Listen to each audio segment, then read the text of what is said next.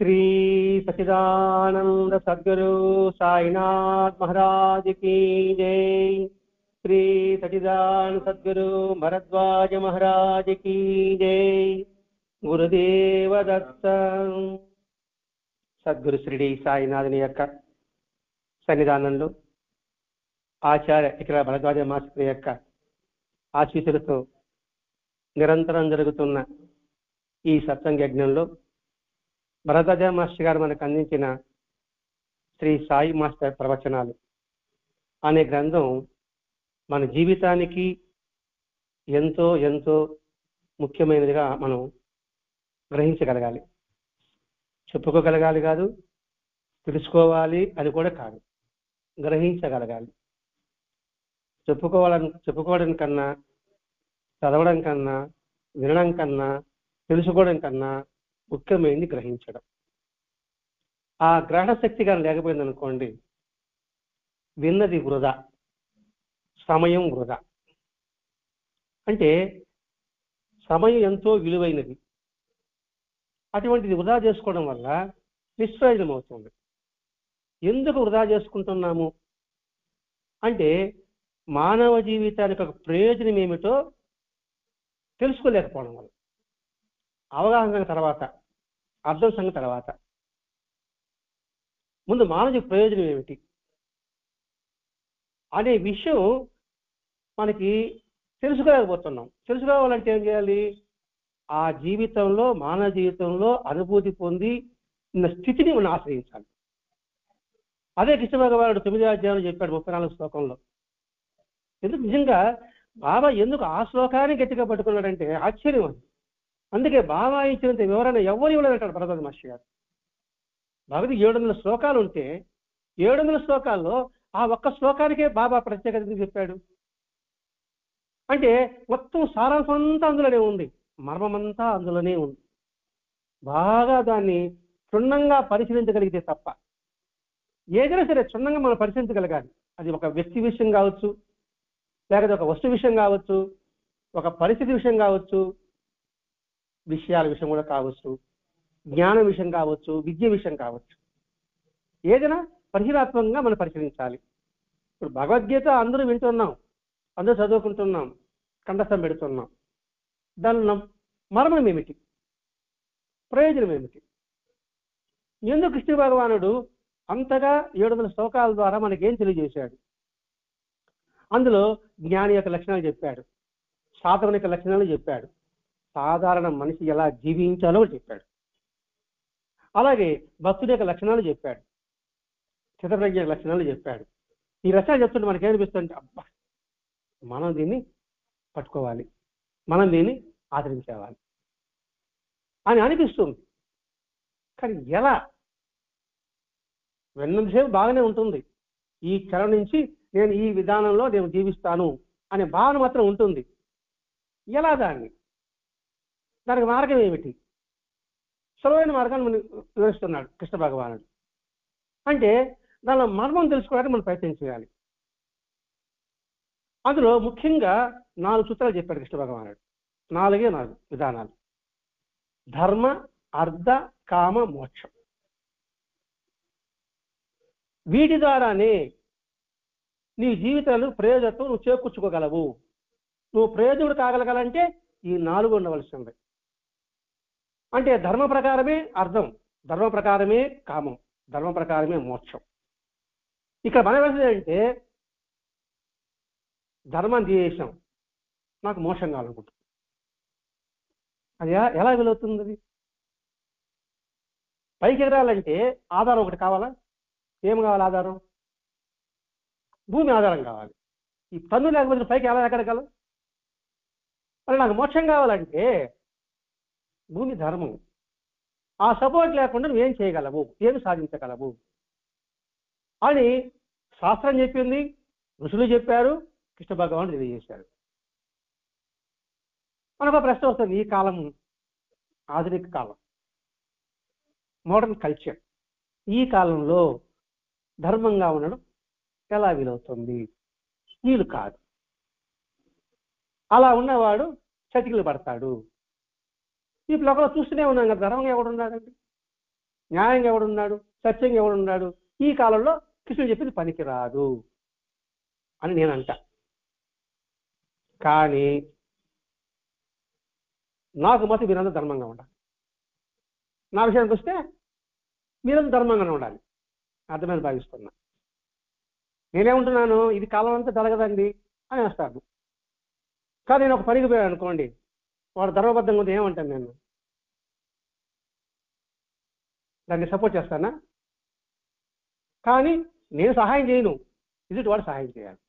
నేను ధర్మంగా మాత్రం ఉన్నాను, అది కాలం వీలు కాదు. కానీ నా విషయం వచ్చాడు మాత్రం అందరూ ధర్మంగా ఉండాలి. అలా అనేక కొన్ని కోకులలు ఉన్నారు. అంటే అలా అనడానికి వాళ్ళకి అర్థం ఏంటంటే, ధర్మో రచిత రచిత అనే పదానికి, ఆ వాక్యానికి అర్థం తెలుసుకోలేకపోవడం వల్ల. ధర్మం ఎవరి కోసం?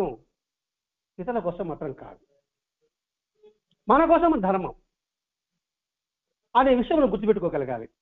నేను సత్యంగా వివరించుకున్నాం. ఈ సమాజంలో ఒక మానవుడు సాధారణ మానవుడు సమాజంతో సంబంధం లేకుండా జీవించగలడా? అంటే ఏంటి? సంబంధం లేకుండా వాడు జీవించలేడు అన్నప్పుడు సమాజం బాగుంటే కదా నేను బాగుంటాను. నేను ఒక కార్యక్రమం పెట్టుకున్నానండి. ఆ కార్యక్రమానికి నేను ఒక్కడే చేసుకోగలనా? డబ్బులు ఉంది, అన్నీ ఉంది, నాకు బియ్యం కావాలి, డబ్బిస్తే వస్తుంది. బియ్యం ఎక్కడికి వస్తుంది? రైతు పండిస్తే వస్తుంది. మరి వాళ్ళ ఆధారం లేకుండా జీవించగలనా అని ఆలోచించగలిగితే వాడు ధర్మబద్ధంగా ఉండగలడు. అందుకని ధర్మం అనే పదం లేకుండా మోక్షం సాధ్యం కాదు. దానికి త్రిసంగ స్వర్గం, త్రిసంగడనే రాదు, బుద్ధితోనే స్వర్గాన్ని చేరాలనుకుంటాడు. వశిష్ఠుడు పోతే అది వీలు కాదంటాడు. విశ్వామిత్రుడు నేను చేస్తానంటాడు. పంపిస్తాడు. తపస్సు 10,000 సంవత్సరాల తపస్సు యొక్క ఫలితాన్ని అతను దారబోస్తాడు. 10,000 సంవత్సరాల తపస్సు అండి. వాడు పైకి పోతాడు. ఆడేపోతాడు, నో వేకెన్సీ, క్వాలిఫై ఎక్కడ? నీ క్వాలిఫై చూపించు. కానీ వేసాడు. అప్పుడు వేసాడు, భూమికి ఆకాశం మధ్యలో ఒక స్వర్గం సృష్టించాడు. ఆ స్వర్గం అతను ఒక్కడే ఉండగల, ఇంక వేరే ఉంటుంది? ఇంకెవరు ఉంటారు అక్కడ? అది త్రిసంగ స్వర్గం. అంటే త్రిసంగ రాజులో స్వర్గాలు అంటే పైకి కిందకి లేకుండా మధ్యలో ఉంటాడు.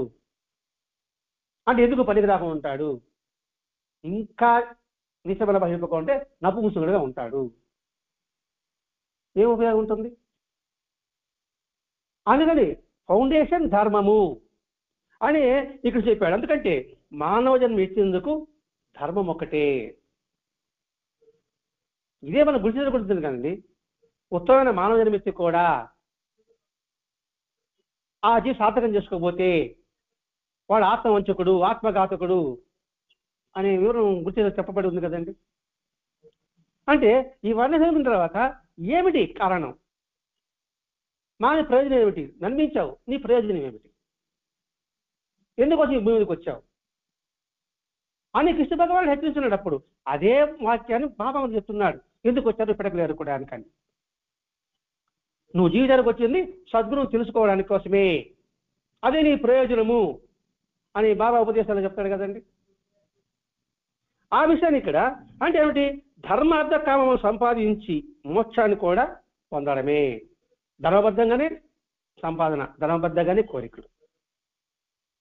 ఇక్కడ కోరికలు కోరొద్దని చెప్పడం లేదు, అది ధర్మచక్రంలో ఉందా చూసుకోవాలి. నేను కోరా, నాకు ఒక మీద దృష్టి పడింది, ఆ ధర్మబద్ధమా కాదా అని నిరంతరం పరిశీలించుకుంటూ ఉండాలి. పరిశీలించకపోతే ఏమవుతుందంటే పతనం అవుతాం. పతనం అవ్వడానికి ఈ దేహం ఎందుకు అనే విషయాన్ని ఇక్కడ గుర్తిస్తున్నాడు. ఎందుకంటే సత్యన పురుషార్థాలు నాకొద్దు, నాకు మోక్షమే కావాలంటే ఎలా ఉంటుంది? నేల లేకుండా పైకి ఎగరాలంటే ఎలా ఉంటుందో అలా ఎలా వీలవుతుంది? వీలవ్వడానికి అవకాశమే లేదు. అందుకని ఆ ధర్మబద్ధాన్ని నువ్వు ఖచ్చితంగా పట్టుకోవచ్చింది. అటివాడు మాత్రమే మోక్షానికి అర్హుడవుతాడు అన్నాడు. ఇక్కడ మోక్షం అంటే విముక్తి, విడుదల. స్కూల్కి వెళ్ళాలనుకున్నాను అనుకోండి, చదువుకోవాలనుకున్నాను అనుకోండి, చదువు యొక్క ప్రయోజనం తెలుసుకుంటే వాడు శ్రద్ధగా వెళ్ళగలడు. ఆ ప్రయోజనం తెలుసుకుని అనుకోండి అశ్రద్ధగా ఉంటారు. అసలు విద్య అంటేనే అసలు మనం బాగా విద్య అంటే నేర్చుకోవడము. ఏమి నేర్చుకోవడము? మంచితనం నేర్చుకోవడము, సమాధితాన్ని కోరడము, అది నేర్చుకోవడం. అంతేగాని ఏదో భుక్తి కోసం చదివే చదువులు కాదు. చదువుకున్నావు, ఉద్యోగం సంపాదించావు, అది వరకే, నీ వరకే పరిమితం. ఆ జ్ఞానం అంతవరకే పెట్టుకోకూడదు. అందులో మర్మాన్ని తెలుసుకో. అందుకే ఒకసారి సత్సంగంలో వివరించుకున్నట్టు గుర్తు. 10th క్లాసులో దాదాపు 600కి 595 మార్కులు తెచ్చుకుని ఉన్నారు. అదే ఇంటర్మీడియట్ వాళ్ళు వెళ్తారు. ఇంటర్మీడియట్లో 1000కి 999 తెచ్చుకున్న మార్కులు ఉంటారు. డిగ్రీకి వెళ్తారు. వాళ్ళు 10th క్లాస్ పంచిపెట్టండి, 590 వస్తుందంటారా? బట్టి చదివేశాడు, మార్కులు సంపాదించుకున్నాడు. అదే దానిలో సారం తీసుకున్నాడు అనుకోండి, వాడు ఉద్యోగం చేసినప్పుడు కూడా, సాఫ్ట్వేర్ అయినప్పుడు కూడా 10th క్లాస్ పెట్టి రాయగలడు. అర్థమని భావిస్తున్నా. అంటే ఏ కోణంలో మనం ఉంటున్నాము అనేది ఇక్కడ మనం పరిశీలించుకోవాలి. అందుకే ఆ ధర్మమైన పద్ధతి లేకుండా నువ్వు మోక్షానికి నువ్వు అర్హుడు కావు. ఎవడైతే దాన్ని అంగీకరిస్తాడో, అనిపిస్తూ పోతాడో వాడు మాత్రమే మోక్షానికి అర్హుడు. ఎవడైతే అనుభూతి చెందుతాడు, ఎవడు ధర్మబద్ధంగా అర్థము, ధర్మబద్ధంగా కామము ఉన్నవాడు మాత్రమే వాడికి మోక్షానికి పోగలడు. ఆ మోక్షానికి పోవడమే జీవిత యొక్క ప్రయోజనం. ఇక్కడ మోక్షానికి ప్రయోజనం ఏంటంటే సుఖదుఖాలకు అతీతంగా ఉండడం. ఒక వాక్యం చెప్పుకోవాలంటే వాడు ఎప్పుడు ఆనందంగా ఉంటాడు, దేనికి అంటాడు, అంటుకోడు. ఇప్పుడు మోక్షం అంటే ఏదో స్వర్గంలోకి వెళ్తామని కాదండి. సుఖదుఖాలు సమభావంతో తీసుకుంటాడు, పొంగడు కుంగడు. ఆ తత్వం ఏదైతే ఉంటుందో వాడు మోక్షం అంటాడు, వాడికి మోక్ష అర్హుడు అంటాడు. వాడు ధర్మబద్ధంగా ఉంటే ఆయన చేయగలడు, ఎందుకంటే ధర్మం తెలుసు వాడికి. ఆ ధర్మంలో ఎటువంటి ఇబ్బందులు వచ్చినా అది తన ప్రారంభకరంగా తీసుకుంటాడు. ఒకవేళ ఏదైనా పొందినా సంతోషం పడడం ఉండదు. అటువంటి స్థితి మానవుడు పొందడమే మానవ జీవితానికి ప్రయోజనము. అది మనం గ్రహించాలండి. అంటే ఏంటి, ఎంత చేసినా, ఎవడు చేసినప్పటికీ కూడా మనసులో అశాంతి ఎప్పుడు నెలకొనే ఉన్నది, ఎటువంటి వాడికైనా సరే. మరి అశాంతి కోసం జీవించడం ఎందుకు? శాంతి కోసం మనం ప్రయత్నం చేయాలి. ఆ శాంతి ఎక్కడుంది? మహాత్ముల సాన్నిధ్యంలో ఉంది. అందుకే జ్ఞానాన్ని ఆశ్రయించు అంటాడు కృష్ణ భగవాన్ భగవద్గీతలో 9వ అధ్యాయం 4వ అధ్యాయం 34వ శ్లోకం. ఆ విధంగా చెప్తూ అలా సద్గురువుని ఆశ్రయించడం మాత్రమే దాన్ని సాధించగలడు. ఎందుకంటే ఆ సద్గురువు తన జీవితంలో ఆ ధర్మార్థ కామ మోక్షాన్ని అనుభవిస్తూ అనుభూతి చెంది మనకి ఆదర్శంగా చూపిస్తున్నాడు. అందుకని వాడిని ఆశ్రయించినప్పుడు మాత్రమే అది మనకి సాధ్యపడుతుంది. మరి ఈ 4 పురుషార్థాలు పొందాలంటే మొట్టమొదటి ఏం చేయాలి? మనసు పరిశుద్ధంగా ఉండాలి. మొట్టమొదటి పాయింట్ మనసు పరిశుద్ధంగా, శుద్ధంగా కాదు పరిశుద్ధంగా, శుభ్రం కాదు పరిశుభ్రంగా. 12 పదం చేశారు అంటే ఏంటి? నిర్మలమైన మనసు కలిగిన వారికి మాత్రమే అది సాధ్యమవుతుంది. అలా కాని వాడికి సాధ్యమైనట్టుగా అనిపిస్తుంది, సాధ్యమైనట్టుగా అనిపిస్తుంది అంతే. కానీ వాస్తవంగా మాత్రం అతడికి పడి ఉండదు. సాధ్యపడడానికి అవకాశం కూడా లేదు. మురికున్న చోట మనం ఒక వస్తువుని పెడతామా? మరి పరిశుద్ధంగా లేదు అక్కడ, అప్పుడు వాళ్ళు లేనప్పుడు అపరిశుభ్రంగా ఉంటే పరిశుద్ధం ఎలా ప్రవేశిస్తుంది? అందుకని మొట్టమొదట యమ నియమాలు చెప్పాడు పతంజలి మహర్షుల్లో. నువ్వు పరిశుద్ధం అవ్వాలంటే యమ నియమాలు. ఇప్పుడు మనం చేసే పూజ, పారాయణ ఇవన్నీ కూడా మనసు పరిశుద్ధం కావడం కోసమే. దీని ద్వారా మనం ఏదో ముక్తి పొందాము, మోక్ష పొందాము, పొందుతున్నామనే భ్రమల భ్రాంతిలో ఉంటున్నాం. ఇప్పుడు చేసే కార్యక్రమం ఏదైనా సరే, వ్రతాలు కావచ్చు, పూజలు కావచ్చు, దేవాలయాలకు వెళ్ళడం కావచ్చు, నోములు నోచుకోవడం కావచ్చు, దాన ధర్మాలు చేయడం కావచ్చు, ఇవన్నీ కూడా చిత్తశుద్ధి కోసమే. వీటి ద్వారానే మనసు చిత్తశుద్ధి పడుతుంది. ఇలా శుద్ధి పడిన తర్వాత మాత్రమే శుద్ధమైన వాసనలు వస్తుంది. ఇక్కడ వాసన అంటే స్మెల్లింగ్ కాదండి, వాసన అంటే సంస్కారము. ఇప్పుడు విషయ వాసనలు అంటారు, పదం వాడతారు. విషయ వాసనలు, ఆ విషయం సంస్కారాలుగా మారుతుంది, దాన్ని వాసనలు అంటారు. అంటే ఏంటి? శుద్ధమైన సంస్కారం ఏర్పడాలి. ఆ సంస్కారం ఎలా ఉంటుంది? నేను ఒకటే బాగున్నాను అనుకునేది అది ఉత్తమ సంస్కారం కాదు. ఎదుటివాడు చెడిపోతే ఆనందించాలనుకోండి ఉత్తమ సంస్కారం కాదు. నేను బాగలేని అపరాపలా ఎదుటివాడు ఆనందం ఉంటే చాలు. చెట్టు నేర్పుతుందండి, సరే నరికేసినప్పుడు కూడా సరే, ఆహా ఒక ఇంటి నిలుపుగా ఉపయోగపడుతున్నా, అది జీవితం. అందుకని పరిశుభ్రమైన సంస్కారము, శుద్ధమైన వాసనలు, వాళ్ళ శుభమైన వాసనలు పదం వాడాడు. మళ్ళీ ఇక్కడ శుద్ధమైన వాసనలు, శుభమైన వాసనలు. శుభమైన అంటే ఏమిటి? క్షేమాన్ని కోరేది, అశుభాలు లేకుండా ఉండేది. అటువంటి సంస్కారం ఏర్పరచుకుంటే తప్ప నువ్వు ధర్మంతో అర్థము కావు మొత్తము నువ్వు పొందలేవు, అది నీ దరికి కూడా చేరదు. దానికి లక్షణాలు భగవద్ కృష్ణుడు బాగా చెప్పున్నాడు. సరే కృష్ణుడు బాగా బాబా ఏం చెప్పాడు? బాబా శక్తులు ఎన్ని లేవు? ఇతరులు ఎందుకు నీకు ద్వేషం పెంచుకుంటావు? ఒక వాక్యం చాలు. దాని భావన అర్థం చేసుకోగలిగితే మనకి అశుభమైన వాసనలు అసలు వచ్చిన అవకాశం ఉండదు. శుభమైన వాసనలే మన చెంతకు వస్తుంది. మనలో శుభమైన వాసనలు మనలో చెంతకు తీసుకురావడం కోసమే మహాత్ముల యొక్క జీవితం. అది బాబాని చూడండి, లేదా రామకృష్ణమని చూడండి, రమణ మహర్షిని చూడండి, ప్రవక్తను చూడండి, జీసస్ని చూడండి, ఎవరిని చూడండి, వాళ్ళ జీవితానికి ఎలా ఉంటుంది? పరిశుద్ధమైన మనసుతోనే ఉంటుంది. అందుకే కదా యేసుక్రీస్తు సిలువేస్తాడు. ఇక్కడ ఏమన్నాడండి? భగవంతుడు వాళ్ళకి అమాయకంగా తెలియకుండా వాళ్ళని క్షమించి అన్నాడు. అదే తాజుద్దీన్ బాబా ఏం చెప్పాడు? ఆకాశంగా చూస్తూ వాడు చేసిన తప్పులకి నన్ను అడగ నీకు సమాధానం చెప్తా అన్నాడు తాజుద్దీన్ బాబా. వాళ్ళని అడగబాకండి, నన్ను అడగమన్నాడు. అన్నప్పుడు వీటి ద్వారా మనం గ్రహించవలసింది ఏమిటి అనేది మనం ఆలోచించాలండి. ఎందుకు మహాత్ముల చేతులు మనం భరదాది మాట అందించారంటే మన ఆలోచన సరళిని ఏ విధంగా సంస్కరించుకోవాలో, మలుచుకోవాలి కాదు, సంస్కరించుకోవాలో అనేది మన ఇక్కడ గుర్తించమంటున్నాడు. మరి ఎలా అంటే శుభాశుభ ఫలితములను అతీతమైన స్థితిని పొందడానికి ప్రయత్నం చేస్తాడు. ఎవడు? శుభమైన వాసనతో నిండినవాడు, శుద్ధమైన వాసనలు కలిగిన వాడు, పరిశుద్ధమైన సంస్కారం కలిగిన వాడు. ఆ ఉన్నవాడు శుభము అశుభము పట్టించుకోడు, సుఖము దుఃఖము పట్టించుకోడు. అటువంటి వాడు మాత్రమే మోక్షాన్ని పొందగలడు. అంటే అప్పుడున్న వాడు ఏం చేస్తారు? తెలివైన వాడు ఏం చేస్తాడు? ముందు అప్పు తీర్చుకోవడానికి ప్రయత్నం చేస్తాడు, తిరిగి అప్పు చేయకుండా ప్రయత్నం చేస్తాడు, మిగుల్చుకుంటాడు.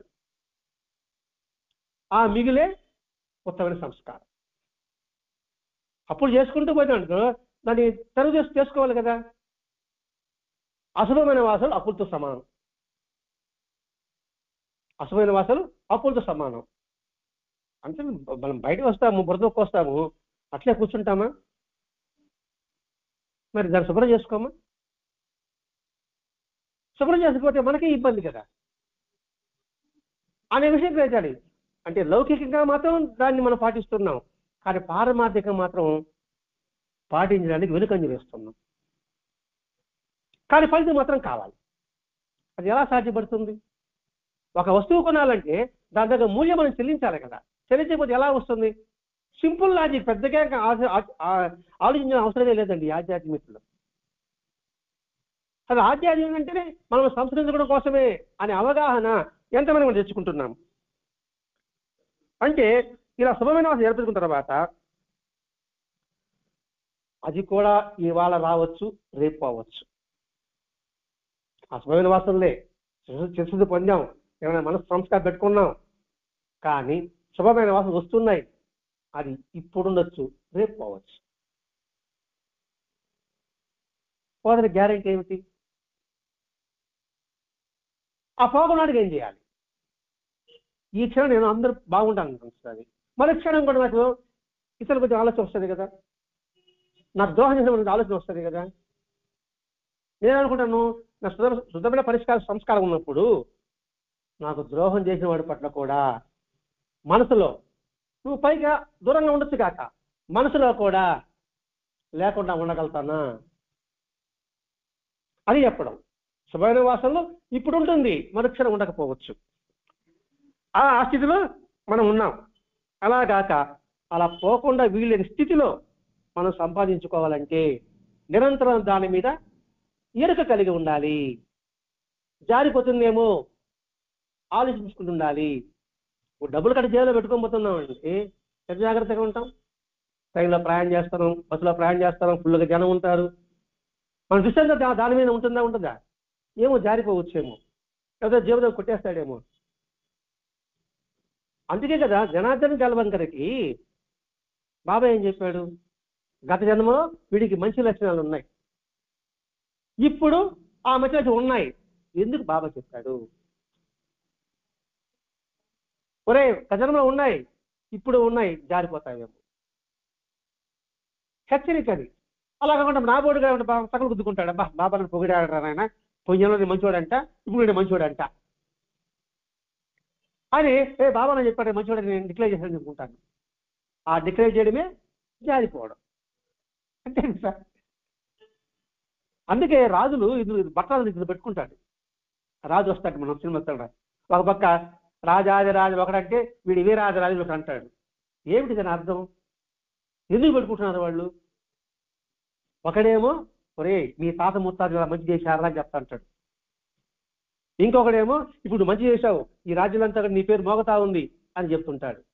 ఎందుకు గుర్తు చేసినప్పుడు రాజు ఆశించి అడిగేయాలి, ఒరే మన తాత ముత్తాతలు మంచి చేశారంట, నేను జాగ్రత్తగా ఉంటాను, ఇప్పుడు నా గురించి అందరూ గొప్పగా చెప్పుకుంటున్నారంట, ఇంకా ఎంత జాగ్రత్తగా ఉండాలి అని హెచ్చరిక కోసం రాజు డబ్బిచ్చి పదవి పెట్టుకుంటున్నాడు. మరి అనుకుంటాను పొగిడించుకుంటాను అనుకుంటున్నాం. ఇప్పుడు బాబా వాడు మంచోడని చెప్పాడు కదా, మళ్ళీ ఎందుకు గుర్తు చేయడం ఎందుకని, వాడి గుర్తు చేయడం ఎందుకని? వాడు లేనప్పుడు చెప్తే సరే అనుకోవచ్చు, వాడు ఉండేటప్పుడు చెప్పాడు అంటే నేను జాగ్రత్తగా ఉండు, నువ్వేదో మంచివాడని చెప్పేప్పటికీ మనం నువ్వు జారిపోతావేమో. జారిపోయడానికి అవకాశం లేదంటారా? ఏమారిన భక్తులు మాస్టర్ గారు వదలలేదండి. ఏమారిన భక్తులు ఏ క్షణమైనా జారిపోతారు. సాయి చంద్ర గ్రంథంలో మొట్ట రాస్తాడు, ఏమారిన భక్తులు సాయి చంద్రులో కూడా ఎటువంటి ప్రలోభాలకు లోనై ఎలా బ్రష్లు అయినారో వాటిని గుర్తించి వాటికి దూరంగా ఉండుగాక అన్నాడు. ఎందుకు మాస్టర్ గారు సాయంత్రం హెచ్చరిక చేశారు? మరి మహాసభపతి ఏమడిపోయాడే?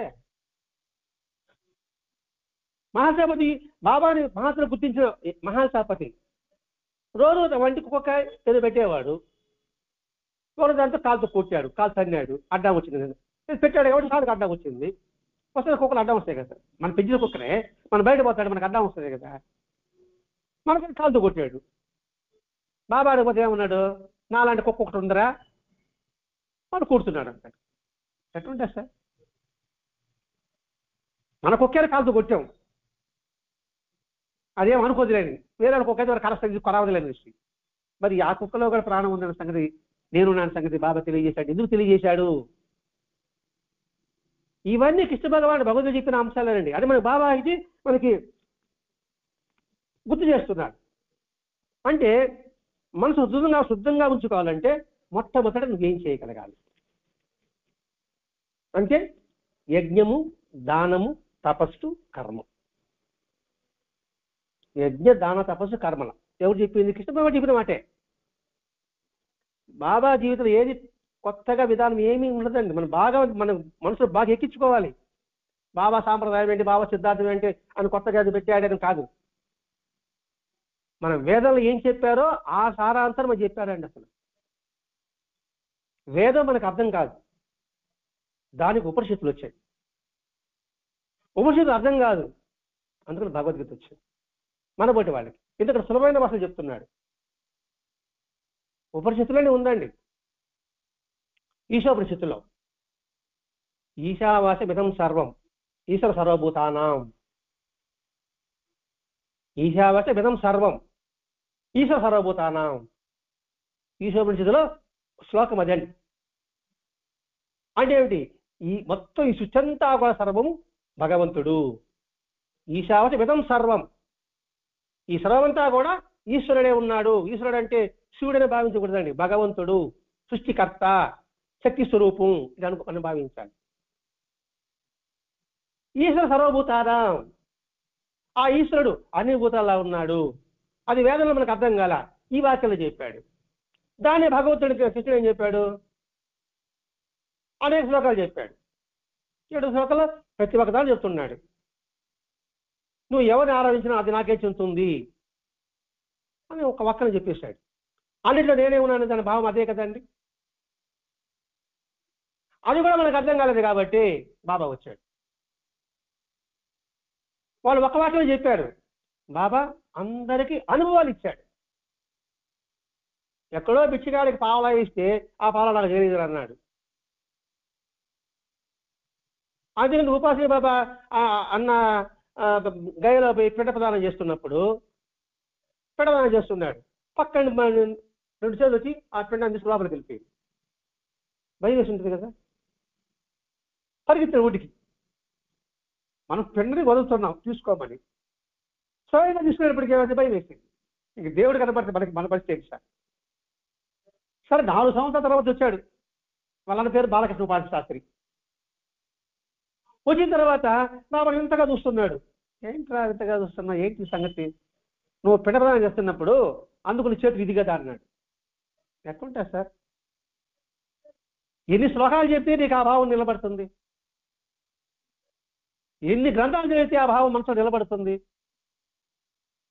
ఎంత భగవద్గీత వింటే ఆ భావం నీ మనసు స్థిరపడుతుంది? పడుతుందా? సరే సార్ చెప్తుంటారు సార్, ఇంటనే ఉంటాం, కానీ దృఢంగా మన మనసుకు హత్తుకుంటుందా? ఇది ప్రాక్టికల్ చూపించడానికి ఏమవుతుంది? మనసు హత్తుకుంటుంది. అందుకు బాబా వచ్చిందండి. మరి ఆవేశం ఎందుకు వచ్చాడా? ఆవేశం రాకపోతే మనం ఒక స్టాంప్ వేసేస్తాం, మా జాతి వాడు, మా కులం వాడు, మా వర్గం వాడు. అందుకని ఆవేశంలో వచ్చాడు. తులసి కూడా పెట్టాడు, అగ్ని పెట్టాడు, ద్వారకామాయణ పేరు పెట్టాడు. ఎవరు ధర్మానుసరించి ఎవరు ఆచారానుసరించి పూజించుకోమన్నాడు. రఘువీర పురంధర విష్ణు భక్తుడు, ఆయన కూడా మీ కులదేవని ఆరాధించమన్నాడు. రఘువీర పురంధరేకి రేగికి అదే చెప్పాడు, మేగుడికి అదే చెప్పాడు. నన్ను పూజించమని చెప్పాడు బాబా. మేగుడు శివభక్తుడు, శివుడే పూజించుకోమన్నాడు. అలాగే తీసేసి పాండురంగుడు విగ్రహమే మసీదుకి వస్తే దాన్ని ఇచ్చినాడు. గట్టిగా పట్టుకో వాడు పారిపోతాడు అన్నాడు. మరి కృష్ణుడు ఏం చెప్పాడో అదే తాను తెలియజేసి వస్తున్నాడు అనమాట. అందుకని ఇవన్నీ మనం స్థిరపడాలంటే ఏది? నిర్మలత్వం, శుభమైన వాసనలు అంటే యజ్ఞము, దానము, తపస్సు, కర్మ. ఇది పెద్ద పెద్ద పదాలు కనిపిస్తుంది మనకి. ఎవడు యజ్ఞం చేస్తాడండి, ఎవడు తపస్సు చేస్తాడు, ఎవడు ధ్యానం చేస్తాడు, ఎవడు మంచి కర్మలు చేస్తాడండి. అందుకని ఆ భగవద్గీత మనలాంటి ఎవడు కాదండి, అది వినడానికి చేయడానికి మాత్రం కాదు అని నా బోర్డుగా చెప్తాడు. నిజమే కదా, అవన్నీ ఇప్పుడు యాడ్ చేస్తామండి ఏ కాలంలో అంటాం. అది చేయడానికి అవకాశం ఉందని బాబా చెప్తున్నాడు. యజ్ఞం 5 యజ్ఞాలు అంటారు. దేవయజ్ఞం, తర్వాత పితృయజ్ఞం, ఋషి యజ్ఞం, మనిషి యజ్ఞం, భూత యజ్ఞం. ఈ 5 బాబా మనకి చేపిస్తున్నాడు లేదా? ఎవరి దేవతలను ఆరాధించమన్నాడు, మరి దేవయజ్ఞం కాదా? మీ మాతాపితరులని పూజించమన్నాడు, అది పితృయజ్ఞం కాదా? ఋషి యజ్ఞం, నువ్వు గురువు దగ్గర ఏం నేర్చుకున్నావో అవి తిరిగి 10 మందికి అందించు. మరి బాబా తన గురువు యొక్క అని చెప్పి అది 10 మందికి అందించలేదా? అది ఋషి యజ్ఞం కాదా? మనిషి యజ్ఞం, సాటి మనిషిని మనిషిగా గుర్తించు, చీరించుకోబాకు అని బాబా బాలా బయటకు విందు పిలిస్తే వాడు బయట కూర్చోబెట్ట నా తరఫు వాడిని తీసుకోబో అని బాబా చెప్తాడు. మరి ఎందుకు చెప్పాడు? అలాగే భూతయజ్ఞం, సర్వజీవులో నేను మీరే ఉన్నా అని చెప్పేసి కుక్కను కొట్టినా, పిల్లిని కొట్టినా, ఎవరికి ఆహారం పెట్టినా నాకు పెట్టని చెప్పి, అంటే 5 యజ్ఞాలు మన బాబాకి చేపించాడా లేదా? అలాగే తపస్సు అంటే ఏంటి? నిరంతరం తపించడమే. తపస్సు అంటే కళ్ళు మూసుకుని నిరంతరం తపించడం. తపన అంటే ఏంటి? నిరంతరము ఆ స్థితిని పొందాలి భావంతో బాబాను దర్శించిన వాళ్ళంతా కూడా ఆ స్థితి మనం పొందాలి, అంతటికి వెళ్ళాలి అనే భావన చేశాడు. ఉత్తమైన కర్మలు చేయించాడు.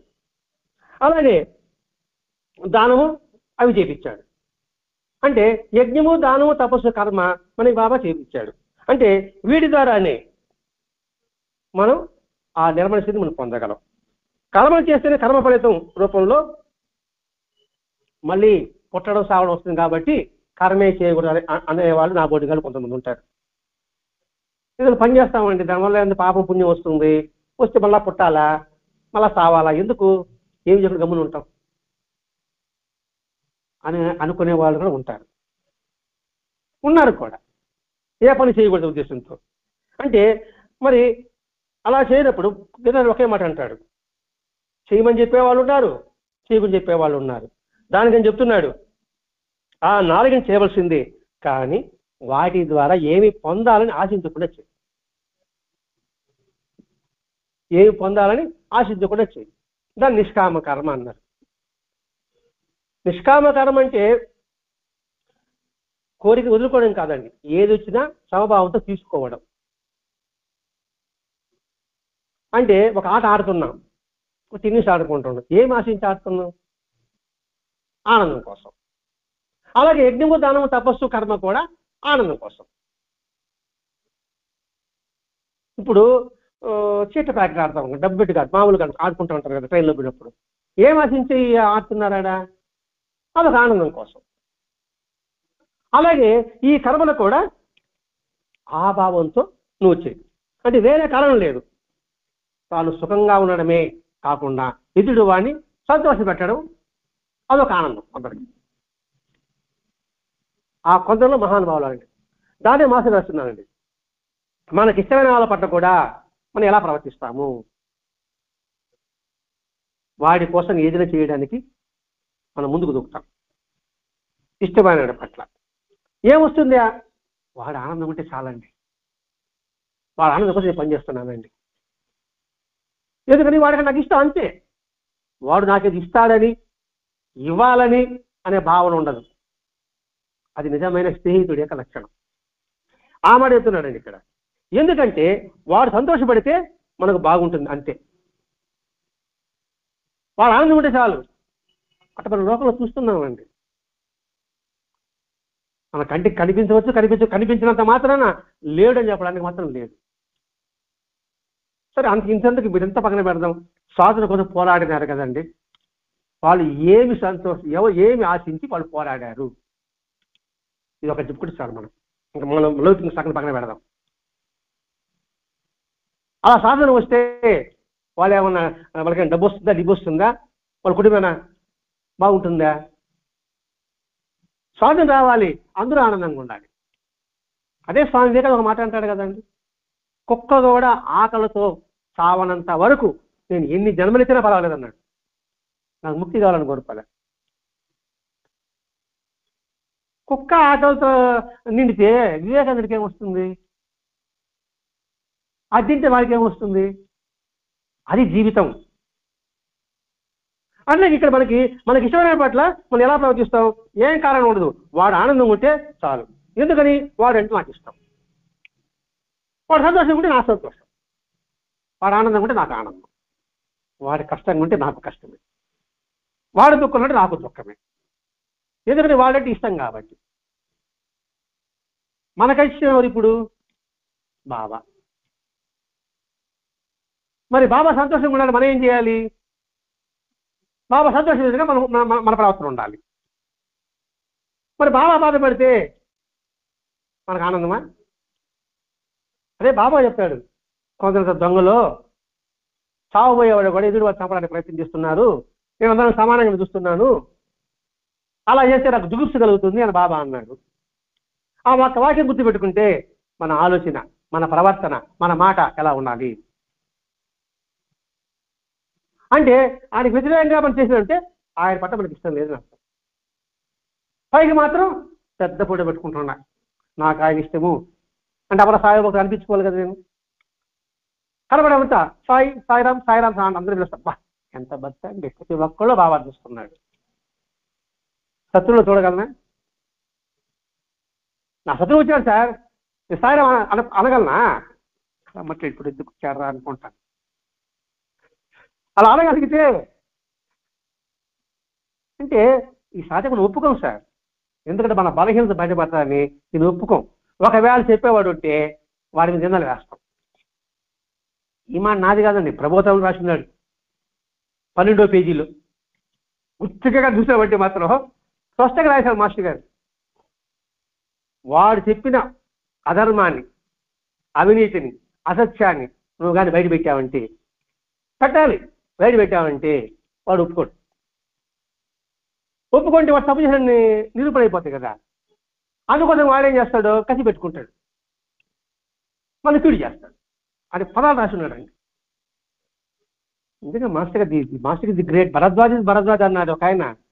ఆయనకి సాటి లేదంటారే, ఇదే దానికి అర్థం అండి. ఎంతటి వివరణ ఇస్తున్నాడు అంటే మానవ నైజం గురించి మంచి ప్రబోధాంతో స్పష్టంగా అందించున్నాడండి. కాబట్టి ఎదుటి వాడు తప్పిస్తే వీడు మనకి అది ఇస్తాడేనో ఇది ఇస్తాడేనో ఆశపడేవాడు కాదు నిజమైన స్నేహితుడు. సంతోషపడమే మనకు కావాలి. ఇది నిష్కామకర్మ. తన కోసం తను జీవించేవాడు మనిషి, ఇతరుల కోసం జీవించేవాడు మహర్షి. ఆ మహర్షి భరద్వాజ మహర్షి గారు.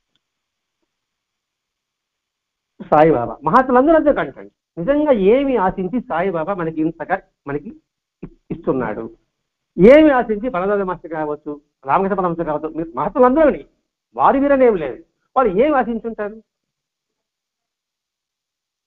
మన సంతోషం కోసం, మన ఆనందం కోసం వాళ్ళు చేస్తారండి. త్యాగైనేక అమృతత్వ మానసు అన్నారండి. త్యాగం ద్వారా నీకు అమృతత్వం లభిస్తుంది. కొత్త యుగం చూడండి, మత్స్యావతారం ఎందుకోసం వచ్చింది? కూర్మావతారం ఎందుకోసం వచ్చింది? వరావతారం ఎందుకోసం వచ్చింది? విష్ణు తన గొప్ప చాటుకోవడం కోసమా? మన కోసం. అది మానవ జీవిత లక్ష్యం కావాలి. యజ్ఞం తపస్సులు చేయొచ్చు, ఎలా చేయాలి? అలా చేస్తే ఆనందంగా ఉంటుంది. కుడి చేయి బాగా ఎడం చేయి అనుకోండి, దీన్ని బాగాలేదు చూసుకుంటాను వదిలి పెడేస్తాను నా ఎడం చేయి పనికిరా చేసి. అందుకే ఈ దేహం అంతా సమాజం అనుకుంటాం, ఆ సమాజంలో వ్యక్తులు అవయవాలు అనుకోవాలి. అలా అనుకున్నప్పుడు ఎవరిక్కడ ద్రోహం చేస్తాం? వాటిలోనే వచ్చేస్తుంది యజ్ఞము, దానము, తపస్సు, ధర్మార్థ కామమోక్షాలు అన్నీ కూడా వస్తాయి. అంటే నిష్కామం ఎలా చేయడం అంటే జాగ్రత్తగా భగవతులు చెప్పేది ఏమంటే అర్థమైనట్టే ఉంటుంది, అర్థం కాకుండా తప్పించుకుపోయేది ఇక్కడే. ఎందుకోసం? స్వర్గం కోసమా? అంటే ఏదో ఒక ఆశించి చేస్తున్నా కదా, నాకు తరింపు కావాలా, అది కూడా ఆశే కదా. అది కూడా నిష్కామకం ఎలా అవుతుంది అంటే ఇక్కడ మనం గుర్తుపెట్టుకోవాల్సింది ఏంటంటే ముక్తి కోసమో తరింపు కోసమో దేనికోసమో ఒక దానికోసం చేస్తాం. ముక్తి కోసం అంటే కోరిక అవుతుంది. మళ్ళీ ఇక్కడ ముక్తి అంటే కోరిక లేకపోవడం ముక్తి.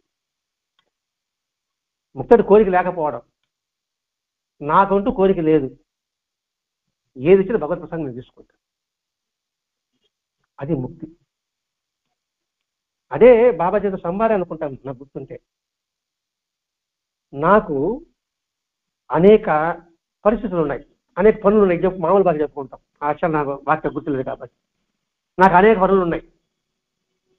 ఇవన్నీ కూడా బాబా నెరవేరుస్తా నమ్మకం ఉంది.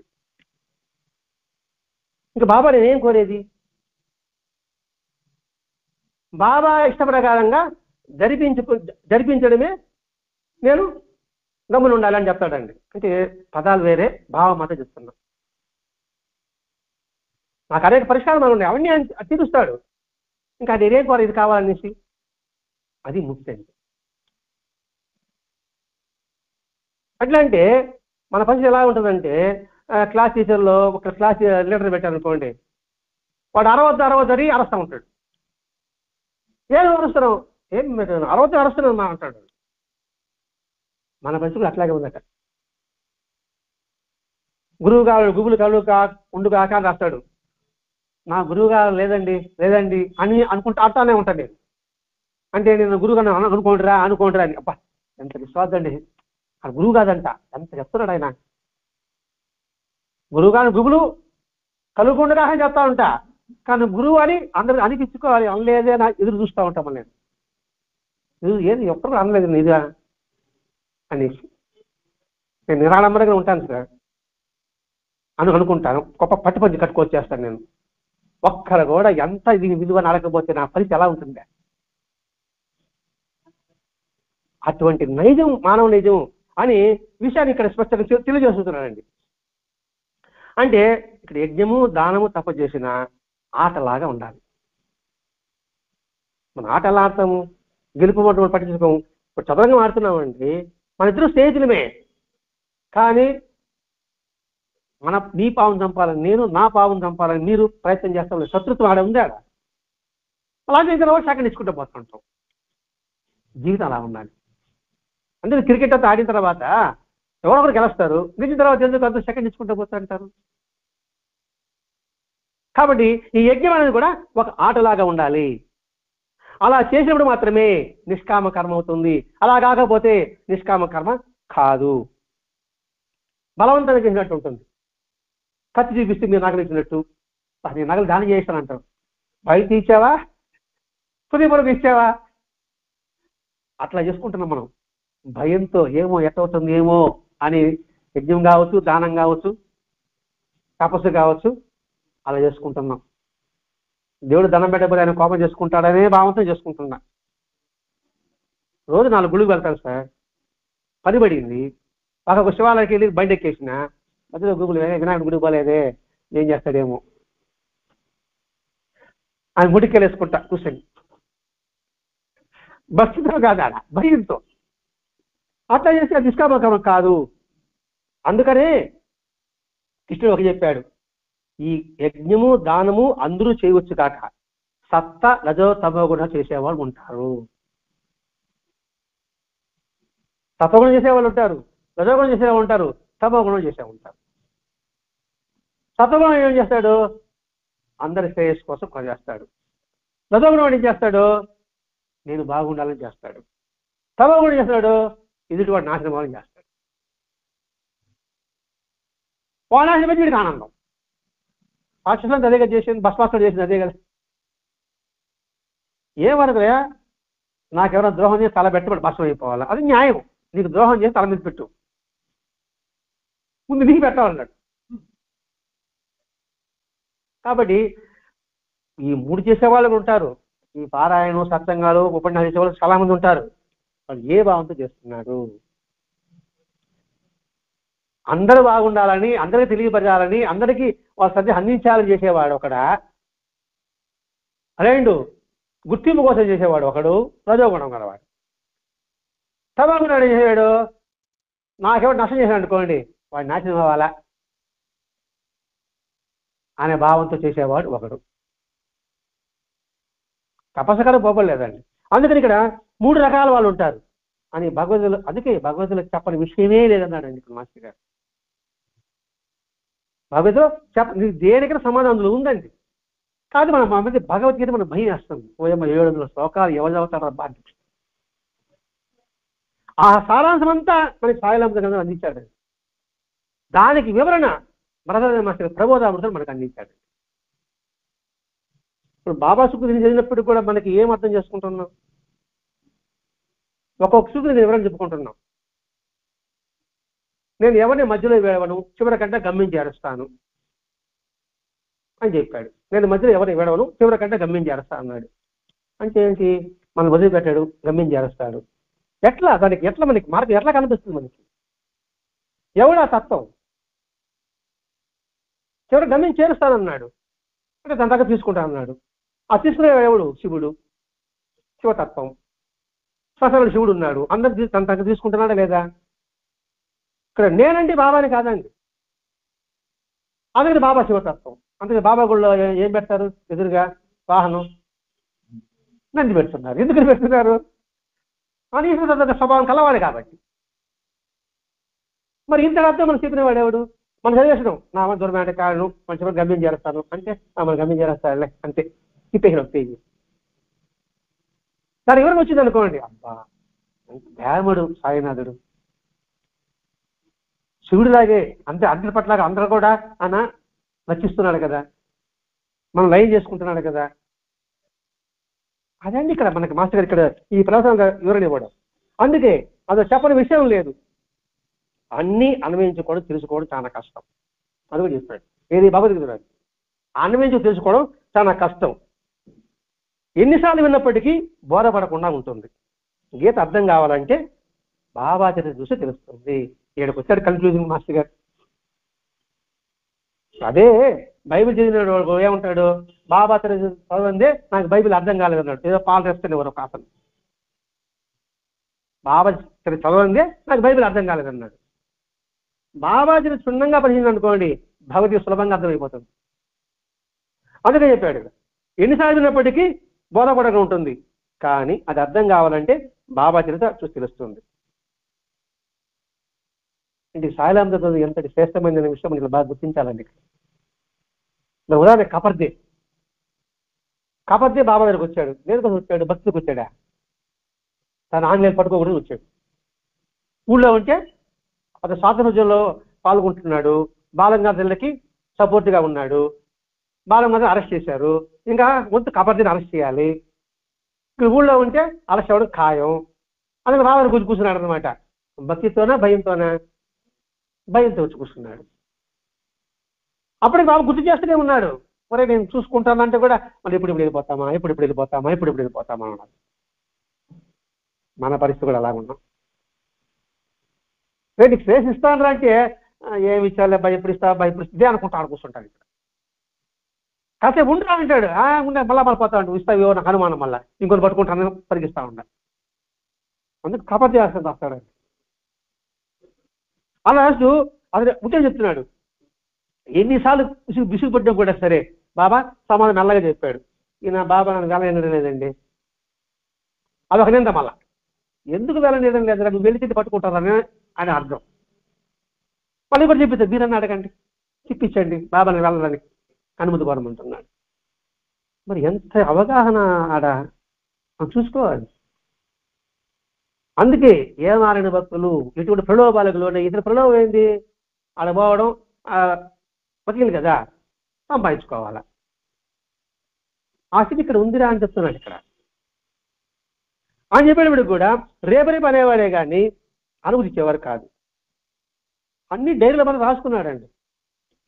ఇప్పుడు ఇతరుల సంవత్సరంలోనే కాక దీక్షిత్ ఎంత బుద్ధి పొందినో చూశాడు. వీళ్ళ కొడుకుని అది ప్లేగు వ్యాధి 7 బొబ్బలు వస్తే కాపాడింది చూశాడు. చూసి కూడా పుస్తకం రాసుకోలేదు, గుర్తుపెట్టుకోలేదు. మరి మన పరిస్థితి ఏంటో మనం ఆలోచించుకోవాలండి. రఘురాజ మాస్టర్ గారు ఎంతగా కృషించి ఆయన కష్టపడి తన శ్రమంత సత్యం రక్తం దారబోసి మనకు అనేక గ్రంథాలు ఇస్తే వాటిని ఏ విధంగా మనం సద్వినియోగం చేసుకుంటున్నాము? ఈ అవకాశం మనకి తిరిగి రాదండి. ఎందుకంటే ఆయన పుట్టిన రాష్ట్రంలో మనం పుట్టాం. ఎంత అదృష్టం. అయ్యో శ్రీలేపం లేకపోయినావే అనుకుంటున్నాం. వెంకటేశ్వరం ఉన్న రాష్ట్రంలో మనం పుట్టాం. వెంకటేశ్వరం నడియాడ స్థలంలో మనం తిరిగాం. వాళ్ళు పీల్చిన గాలిని మనం పీల్చాం. అది గొలగమూడి కావచ్చు, మరొక మాస విద్యానగర్ కావచ్చు, సూళ్ళూరుపేట కావచ్చు, మనవర పరిధి అనుకుంటున్నాం. మరి సూళ్ళూరుపేట చెంగాలగూడ కూడా మాస్టర్ గారు ఎన్నిసార్లు దర్శించారు. అంటే ఏంటి, ఆ చెంగాలగూడ ప్రాంతంలో మాస్టర్ గారి పాదస్పర్శ ఉంది. అది కానీ గుర్తుపెట్టుకుంటే అనుక్షణం, క్షణక్షణం కాదు అనుక్షణం ఎరుకులో ఉంటాం. ఆ ఎరుకులో ఉన్నప్పుడే ధర్మబద్ధంగా అర్థము కాము మొత్తం సంపాదించుకోగలం. ఆ ఎరుకులో ఉన్నప్పుడే యజ్ఞము దానము తపస్సు నిష్కామ కర్మ చేయగలం. అందుకని బాబాయ్ ఇక్కడ మాస్టర్ ఏం చేయడు, కపర్దే అధ్యాయాన్ని ఇక్కడ పొందుకొచ్చాడు. ఎంత అద్భుతమైన చదవండి. బాబా 2 కథలు చెప్తాడు, అద్భుతంగా ఉంటుంది కథలు. ఆంటీ అయిన తర్వాత ఎవరికి గుర్తుండదు. ఏంటి విచిత్రం? కారణం ఏమిటి?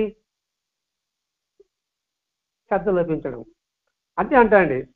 వినేవాడి కన్నా కూడా, చెప్పేవాడి కన్నా కూడా వినేవాడికి చాలా కష్టం అంట. వీడిప్పుడు కొంచెం ఆగిపోయాడు అనుకోండి,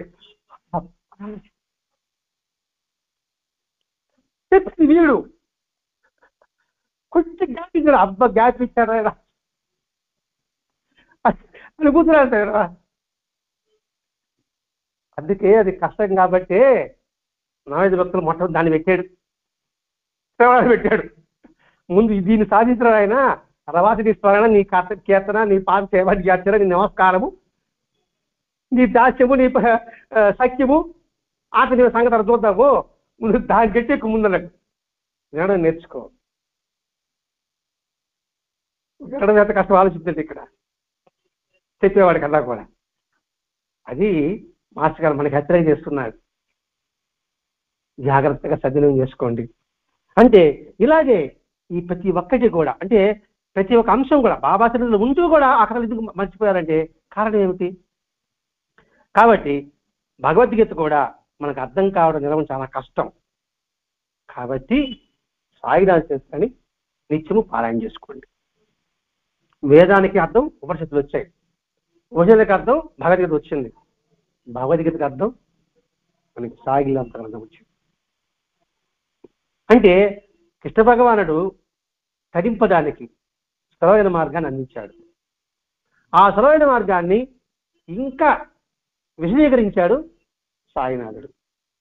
ఆయన విశదీకరణ అర్థం కాకపోతే ఇంకా దాన్ని రసంగా తీసిచ్చాడు భరద్వాజ మహర్షి గారు. ఆపిల్ పండు సృష్టించాడు ప్రకృతి నుంచి, అది భగవద్గీత. ఆపిల్ పండు తీసుకొని తినమన్నాడు సాయినాథుడు. నాకు పంట నొప్పండి, చెక్కు తీసుకోవాలన్నాడు. భగవాన్ మహర్షి ఏం చేశాడు? ఓరస్ ఇచ్చాడు. ఎప్పుడు ఎసెన్స్ వేసుకోవచ్చు, గడగడ తాగచ్చు, పుష్టికరంగా ఉంటుంది. అర్థమని భావిస్తున్నా ఓరస్లో అర్థం అంటే ఓరస్ 3 అక్షరాలే, ఆ 3 అక్షరాలు ముక్తి ఉంది. అటువంటి స్థితిని మనం భరద్వాజ గుర్తుపెట్టుకొని వచ్చిన అవకాశం సద్వినియోగం చేసుకుంటూ ఈ యజ్ఞము దానము భగవద్గీత కూడా ఏది అసాధ్యం మాత్రం కాదు, అన్నీ సాధ్యమే. కాబట్టి సులభంగా తరించే మార్గాన్ని కృష్ణుడు చెప్పాడు. ఆ కృష్ణుడి మార్గాన్ని మనం ఆచరించుకుంటూ ముక్తి మార్గంలో ప్రయాణిస్తాం. స్వస్తి. శ్రీ సచిదానంద సద్గురు సాయినాథ్ మహారాజ్ కీ జై. శ్రీ సచిదానంద సద్గురు భరద్వాజ్ మహారాజ్ కీ జై. గురుదేవ దత్త.